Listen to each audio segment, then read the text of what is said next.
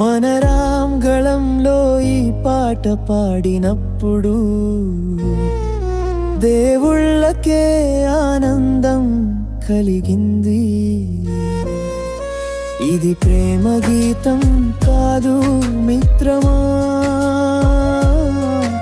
ఇది తల్లి కొడుకు హృదయాల తాకిడి మిత్రమా.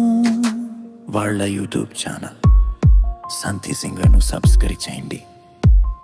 ఈ యశ్వంత్ తమ్ముడు హ్యాపీగా ఉండటానికి మీరు కూడా యశ్వంత్ సంతోషంలో ఒక్క సభ్యులు అవ్వండి మిత్రమా.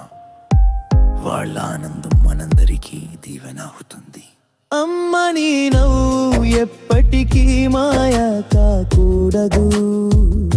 యశ్వంతి స్మైల్ ఎప్పుడూ వెలిగిపోమాలి.